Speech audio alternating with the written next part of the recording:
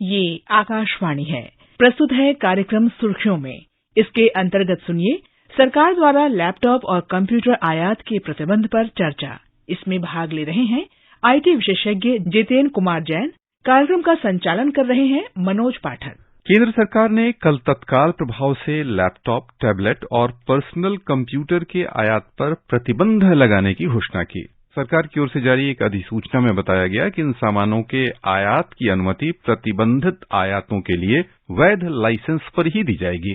डाक या कुरियर के माध्यम से ई-कॉमर्स पोर्टल से खरीदे गए कंप्यूटर सहित एक लैपटॉप, टैबलेट और all in one personal computer के आयात के लिए आयात लाइसेंस आवश्यकता से छूट दी गई है। अनुसंधान और विकास, परीक्षण, मरम्मत और वापसी तथा पूंजीगत वस्तु के एक अनिवार्य हिस्से वाली वस्तुओं के लिए प्रति इकाई 20 वस्तुओं तक की छूट दिए जाने का प्रावधान किया गया है। जितेंद्र जी, आयात पर प्रतिबंध लगा है, उसका मुख्य कारण क्या है, इसके आयाम क्या हैं, जिसके चलते यह निर्णय सरकार को लेना पड़ा है?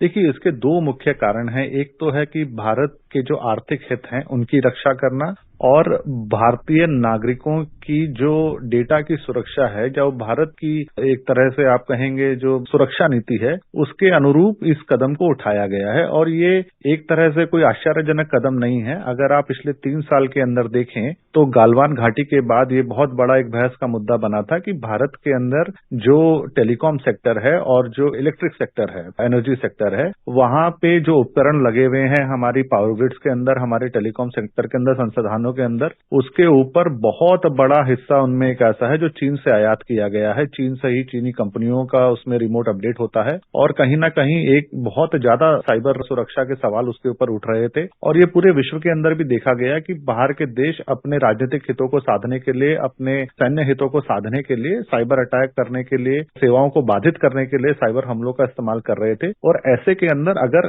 एक जो उपकरण है, अगर वही उस देश के निर्यात किए गए हो जहां पे सॉफ्टवेयर के ऊपर उनका पीछे से कोई बैकडोर एक्सेस हो, तो हम एक तरह से बहुत लाचार हो जाते। तो सरकार ने उसका समाधान करने के लिए सबसे पहले 3 साल पहले नेशनल टेलीकॉम सिक्योरिटी डायरेक्टिव जारी किया, और ये कहा कि टेलीकॉम सेक्टर के अंदर जो हमारे सुरक्षा उपकरण है, जो क्रिटिकल गैजेट्स हैं, वो अब ट्रस्टेड वेंडर से, जिसके ऊपर जो विश्वसनीय जो वेंडर है, उन्हीं से लिए जाएंगे, और आपको उससे अनुमति सरकार से लेनी होगी। आप बिना किसी अनुमति के किसी भी देश से इंपोर्ट करके रैंडमली कुछ नहीं लगा सकते। तो वो एक तरह से हमने जो हमारे मित्र देश हैं या जो हमारे विश्वसनीय स्रोत हैं, उन्हीं से उनको अब लेने के लिए सरकार ने सभी टेलीकॉम कंपनियों को बाध्य कर दिया था। अब उसके आगे एक कदम ये देखने में आ रहा था कि आज भारत विश्व की तीसरी सबसे बड़ी अर्थव्यवस्था बन चुका है। सबसे ज्यादा इंटरनेट पॉपुलेशन और स्मार्टफोन पॉपुलेशन आज भारत के अंदर है। सबसे सस्ता डेटा भारत के अंदर, और जिस तेजी से हमारे यहाँ मैं कहूंगा जो आधारभूत सेवाएं हैं, जो फाइनेंशियल सेक्टर है और जो डिजिटल सर्विसेज सरकार की हैं, पब्लिक सर्विसेज है, उसका डिजिटलाइजेशन हो रहा है। सरकार ने बहुत बड़ा पैसा जो है एक आर्थिक क्षेत्र के अंदर, हमारे अंदर जो डिजिटल पब्लिक सर्विसेज है, इंफ्रास्ट्रक्चर है, उसके अंदर निवेश किया है। आप देखिए, आधार के ऊपर जो निवेश किया गया वो मात्र एक आइडेंटिटी के अंदर निवेश नहीं था। आज आधार के ऊपर आपको पेमेंट हो रही है, आप बैंक अकाउंट खोल पा रहे हैं, आपको कोविन की वैक्सीन लग रही है, आपको कोविन के सर्टिफिकेट दिए जा रहे हैं, आपका हेल्थ आईडी बन रहा है, आरोग्य सेतु स्कीम चल रही है। तो पूरी की पूरी जो पब्लिक सर्विस इंफ्रास्ट्रक्चर है वो आधार के ऊपर बेस्ड था। तो सरकार को लगा कि जब इतनी बड़ी अर्थव्यवस्था, इतना बड़ा फाइनेंशियल सेक्टर, इतना बड़ा बूम हमारे अंदर है, सबसे बड़ी स्मार्टफोन पॉपुलेशन हमारे यहाँ है, तो जो इन लैपटॉप्स का जो एक तरह से आप कह लीजिए 1.5 लाख करोड़ का ये मार्केट बाजार है, 6 महीने के अंदर, पिछले 6 महीने में 1.5 लाख करोड़ के लैपटॉप, कंप्यूटर वगैरह आए हैं। जब सबसे बड़े बाजार हम हैं, जब सबसे बड़े उपभोक्ता हम हैं, तो इतना बड़ा निर्यात क्यों?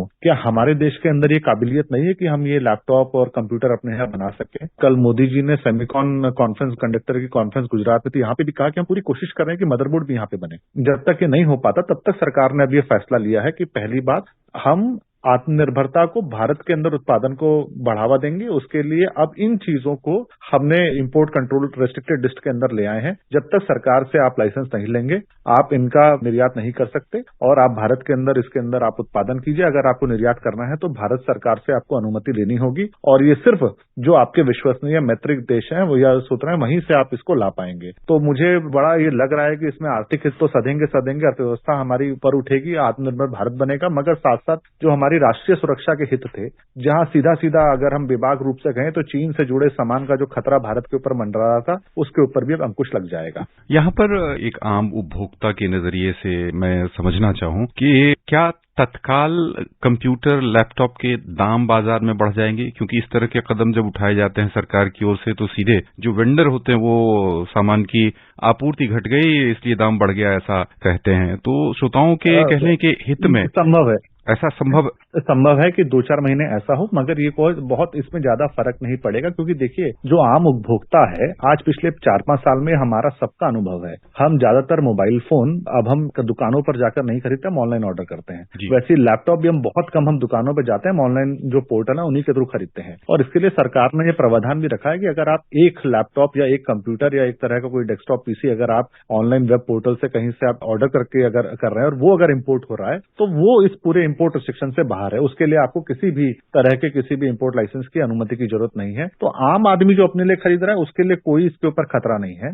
और दूसरा, अगर मान लीजिए आप कोई शैक्षणिक संस्थान है, कोई अस्पताल है या रिसर्च संस्थान है और अनुसंधान के लिए अगर आपको 15-20 कंप्यूटर की भी जरूरत है या 15-20 कंप्यूटर का कहीं निर्यात कर रहे हैं ऑनलाइन या कैसे भी, तो वो भी इसके ऊपर से जो है उस निर्यात नीति के बाहर है। तो वहां पर भी कोई आपको जो है बिल्कुल भी दखल अंदाजी नहीं है। इसलिए मुझे नहीं लगता कि आमजनों को इससे कोई बहुत ज्यादा फर्क पड़ेगा। हाँ, जो अब ये चीन से कंटेनर भर भर के सामान भारत के अंदर सस्ते दामों पर बेचा जा रहा था कुछ भी, वो अब जरूर प्रभावित होंगे। और जो हमारे अपने देश के जो अब कंपनियां हैं, जहाँ के जो ट्रस्टेड लोग हैं, मुझे लगता है उनको अब आसानी होगी निर्यात का लाइसेंस लेने के अंदर, क्योंकि वो यहाँ के ट्रस्टेड लोग होंगे। यानी अपने जो उत्पाद हैं उनमें वृद्धि हो, विनिर्माण की हमारी क्षमता बढ़े, सबसे अधिक महत्वपूर्ण कारण है कि जैसा आपने बताया कि हम दुनिया के सबसे बड़े, कह लें कि सबसे कम दामों में डेटा का इस्तेमाल करने वाले देश बन चुके हैं। उसके अलावा सबसे अधिक संख्या के आधार पर इंटरनेट का उपयोग करने वाले व्यक्ति बन गए हैं और हमारा जो वित्तीय लेन देन है वह पूरी दुनिया में सबसे आगे बढ़ चुका है। मात्र एक कदम से एक बैंक खाता, एक आधार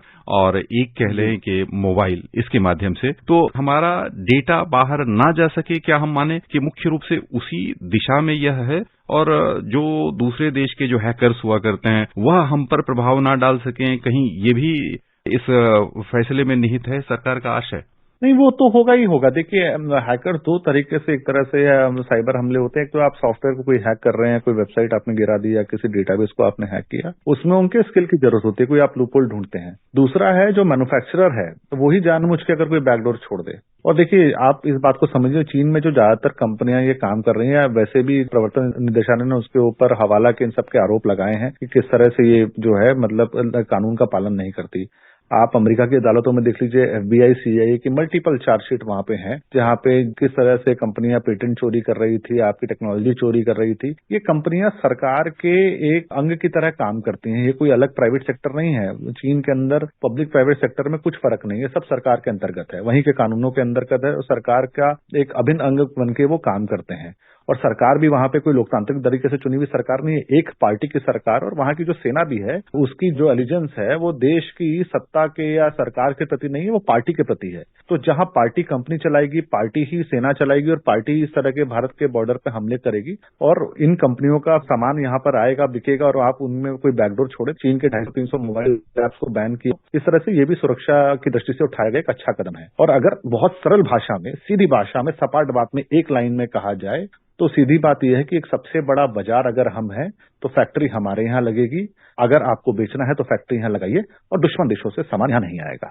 यहाँ हम ये समझना चाहेंगे कि हम कितने सक्षम हैं, जो यानी कह लें कि जो इनके हार्डवेयर हैं उनके निर्माण में वर्तमान में हमारी क्या स्थिति है और कितने दिन में हम पूर्ण सक्षम हो जाएंगे सरकार के इस फैसले से? देखिए, ये एम्बेडेड हार्डवेयर और सेमीकंडक्टर की इंडस्ट्री के लिए सरकार पिछले 10 साल से पुरजोर कोशिश कर रही है। करीबन नहीं तो 18,000 करोड़ की तो सब्सिडी इसी साल जो है हम स्कीम उसके अंदर दे रहे हैं। 50% हम इंसेंटिव दे रहे हैं अगर आपकी कोई मैन्युफैक्चरिंग वहां पे फैसिलिटी बनाने के लिए अगर आप कुछ इन्वेस्टमेंट कर रहे हैं। मगर देखिए, ये जो पॉलिसी, हम ये नहीं कह रहे कि हम पूरा का पूरा अपनी ही टेक्नोलॉजी से अपने यहाँ पे बनाएंगे। हम ये कह रहे हैं कि जो बाहर की कंपनियां हैं, सैमसंग है या कॉम्पैक वगैरह है, IBM है, ये यहाँ फैक्ट्री लगा लें। अगर भारत के अंदर प्लेन बन सकता है, मिसाइलें बन सकती हैं, तो यहाँ पर जो है ये कंप्यूटर भी बन सकते हैं। मोबाइल फोन अगर एप्पल का आईफोन यहाँ बन सकता है तो एप्पल का लैपटॉप भी यहाँ पर बन सकता है। अगर वो आप नहीं बनाना चाहते तो फिर आप वो रेस्ट्रिक्टेड लिस्ट से इम्पोर्ट का लाइसेंस दीजिए और फिर आप चीन में निर्मित नहीं, जो अमेरिका में निर्मित लैपटॉप है वो यहाँ लेके आइए और इम्पोर्ट ड्यूटी दीजिए। उसमें अगर आप एक आर्थिक हित कंपनियों का भी देखें तो उनके लिए भी ये समझदारी का कदम होगा कि वो भारत के अंदर अपने यहाँ पे फैक्ट्री बना ले। और हर देश ने अपने यहाँ पे ये किया है। जो देश सबसे बड़े बाजार बने उन्होंने इस तरह की नीतियां बनाई कि वहीं पे उनका जो है उत्पादन हो, ताकि यहाँ पे रोजगार मिले, यहाँ पे टेक्नोलॉजी ट्रांसफर हो, यहाँ पे हम लोग आगे बढ़े, हमारी अर्थव्यवस्था का भी हित हो। यानी कुल मिलाकर हम ये मान के चलें कि जो हमारे आर्थिक हित हैं उन्हें ध्यान में रखते हुए सरकार का यह फैसला है, जिससे कि सीधा लाभ यहाँ आकर कारोबार करने वाले को, यहाँ के लोगों को रोजगार एक और मिल सके, दूसरा यहाँ आकर कारोबार हो और कुल मिलाकर हम आत्मनिर्भर बन सकें इस क्षेत्र में। आर्थिक और राष्ट्रीय सुरक्षा दोनों के हितों का समावेश इस फैसले के अंदर है। कुल मिलाकर तत्काल में क्या असर पड़ सकता है सरकार के इस फैसले का? कहाँ कहाँ इसका असर दिख सकता है? यदि हम प्रतिकूल के अर्थ में यदि सोचें तो प्रतिकूल प्रभाव ये जरूर हो सकता है कि जो कंपनियों के बिचौलिए हैं, डिस्ट्रीब्यूटर हैं, वो थोड़ा सा स्टॉकिंग करे और कहें कि साहब ये इम्पोर्ट वगैरह महंगा हो गया। पर देखिए आज के जमाने के अंदर ये उनके लिए भी इतना कोई आसान काम नहीं है, क्योंकि सबको पता है कि बाजार में आज प्राइस क्या है। अगर दो व्यक्ति नेहरू प्लेस के अंदर महंगा लैपटॉप बेच भी लेंगे तो सबको पता है Amazon.in पे या किसी और पोर्टल पे कितना सस्ता मिलेगा, या आप किसी और फ्लिपकार्ट जैसे पोर्टल से आप ले लीजिए। तो मुझे लगता है कि हो सकता है थोड़े बहुत दाम बढ़े, शुरू में 2-3 महीने की समस्या हो, आने वाले 15-20 साल में दाम गिरेंगे इस फैसले के कारण। तो मुझे लगता है बहुत ही सराहनीय कदम और ये बहुत पहले उठा लेना चाहिए था। श्रोताओं के नजरिए से ये समझना चाहेंगे कि जब कभी वो एक कंप्यूटर लेते हैं या जब कभी वो एक मोबाइल लेते हैं तो उनको साइबर सुरक्षा के लिए किन किन बुनियादी चीजों का ध्यान रखना चाहिए? जब आप मोबाइल फोन या कंप्यूटर ले रहे हैं जहां से आप अपनी निजी जिंदगी से जुड़ी सबसे सारी आप जानकारियां रखने वाले हैं, अपना सारा पैसा ऑनलाइन बैंकिंग वहां से इस्तेमाल होने वाला है, तो आप ये चीज को समझे। जब आप घर के अंदर ताला भी लेते हैं तो आप अच्छी कंपनी का लेते हैं, कोई लोकल ताला नहीं लेते कि कोई भी उसे तोड़ के चले जाए। तो सस्ता रोए, बार बार महंगा रोए, एक बार आप अच्छी कंपनी का फोन लें और आप उस देश में बना हुआ फोन ले जो ऐसे जो सीधा सीधा कहा जाए तो आप चीनी हार्डवेयर को अवॉइड करें। आप किसी ट्रस्टेड सोर्स से बना हुआ फोन लें, उसको रेगुलर आप अपडेट करते रहें। जो बाकी जो साइबर सुरक्षा की हम टिप्स देते हैं, अपना पासवर्ड किसी से शेयर ना करें, अपना कभी भी डेबिट कार्ड वगैरह किसी को ना दें, अपनी नेट बैंकिंग की जो लिमिट है उसको रिड्यूस रखें। वो तो एक साइबर सुरक्षा से जुड़ी साधारण टिप्स हैं। मगर जो आप मोबाइल फोन या लैपटॉप को खरीदने से जुड़ी जो आप साइबर सुरक्षा की टिप की बात कर रहे हैं, वो मैं जरूर कहूंगा कभी भी कोशिश करें कि आप सेकेंड हैंड मोबाइल या लैपटॉप किसी से ना लें और ना ही किसी को बेचें। जो एक छोटी सी आदत है ये हमें बहुत बड़ी निजी जिंदगी में किसी परेशानी से बचा सकती है। इसे सर थोड़ा सा और विस्तार से बता दीजिए कि जो हम दूसरा यूज करते हैं उसमें क्या खतरे होते हैं। देखिए बहुत बार होता है कि हम लोग चाहते हैं कि हम किसी लोकल बाजार में चले जाएं, वहां से कहीं से सस्ता सेकंड हैंड मोबाइल खरीद लें। अगर आप खरीद रहे हैं तो बिल के साथ खरीदें और ओरिजिनल व्यक्ति जिसने इस फोन को बेचा है उसका आईडी प्रूफ और उसका बिल मांगे। अन्यथा क्या होगा कि आप हो सकता है आप किसी चोरी के फोन खरीद लें, किसी आतंकवादी के इस्तेमाल किए हुए फोन को खरीद लें और कल आपके ऊपर कोई आरोप आए। और तीसरा खतरा ये होता है जब आप अपना फोन इस तरह से सेकंड हैंड के बाजार में बेचते तो हो सकता है आपका डेटा चोरी हो जाए, उसका गलत इस्तेमाल किया जाए, आपके फोन का गलत इस्तेमाल किसी घटना के लिए किया जाए और बाद में उसका जिम्मेदार आपको माना जाए। तो आप कभी भी जिस फोन में, जिस लैपटॉप में आपसे जुड़ी सबसे बड़ी निजी जिंदगी की जानकारियां, आपके काम करने के तौर तरीके, डॉक्यूमेंट, आपकी बैंकिंग व्यवस्थाएं सब कुछ है, उसको मैं हमेशा कहूंगा आप कंपनी से बिल के साथ खरीदें, सस्ते के चक्कर में ना पड़े। और अगर आप गलती से सस्ता किसी जानकारी व्यक्ति से खरीद भी रहे हैं तो उसका आईडी प्रूफ, उसका ओरिजिनल बिल जरूर मांगे, ताकि आपके पास चेन ऑफ कस्टडी का पूरा रिकॉर्ड हो। आप अनजान व्यक्ति से अनजान डिवाइस को ना खरीदें, ना ही किसी को बेचें।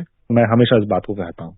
जितेंद्र जी, जो आज का विषय है, साथ साथ जो कह लें कि साइबर सुरक्षा से जुड़ा हुआ मुद्दा है, उसमें हम कुल मिलाकर सरकार का यह फैसला किस रूप में असर डालने जा रहा है हमारी जिंदगी पर और देश की अर्थव्यवस्था पर। एक दौर था, हम सभी के घरों में कभी आया होगा, जब पहले कभी पानी टैंकरों से आया करते थे, तो कभी आपके घर में जब पाइपलाइन की पहली बार सप्लाई होगी तो हो सकता है 1-2 दिन जो है व्यवस्था थोड़ी सी बाधित हुई हो, पर आपको अगर आप फिर आने वाले समय में देखो तो आपको बहुत आराम हुआ होगा। तो ये उसी तरीके से 1-2 दिन के लिए हो सकता है, हफ्ते 2 महीने आपको थोड़ी सी तकलीफ और दाम थोड़े से बढ़ जाए। तो उसको अगर आप बड़े उसके संदर्भ के अंदर देखेंगे तो ये दाम नीचे आएंगे, आपके यहीं पे बनी हुई चीजों से आप खरीदा करेंगे, यहीं पे रोजगार उत्पन्न होंगे, यहीं की अर्थव्यवस्था फलेगी फूलेगी और वो जो सरकार के अंदर जो एक तरह से उसका रेवेन्यू आएगा वो यहीं पे भारत के विकास और निर्माण के लिए उसका इस्तेमाल होगा। तो मुझे लगता है सराहनीय कदम है। अगर ये कदम ना भी तो हमें कोशिश करनी चाहिए कि हमारे यहाँ जो बने हुए उत्पाद है, भारतीय उत्पाद, हम उसको खरीदें। बहुत बहुत आभार आपका सर, बहुत अच्छी जानकारियां आपने दी, आपका बहुत बहुत धन्यवाद। धन्यवाद। अभी आप सुन रहे थे सरकार द्वारा लैपटॉप और कंप्यूटर आयात के प्रतिबंध पर चर्चा। इसमें भाग ले रहे थे आईटी विशेषज्ञ जितेंद्र कुमार जैन। कार्यक्रम का संचालन कर रहे थे मनोज पाठक। ये कार्यक्रम आकाशवाणी के समाचार सेवा प्रभाग द्वारा प्रस्तुत किया गया। इसे आप हमारे mobile app News on AIR और YouTube channel News on AIR official पर भी सुन सकते हैं। इस कार्यक्रम के संबंध में आप अपनी प्रतिक्रिया हमें ईमेल या व्हाट्सएप के माध्यम से भेज सकते हैं। ईमेल पता है airnsgtalks@gmail.com और व्हाट्सएप नंबर है 9289094044।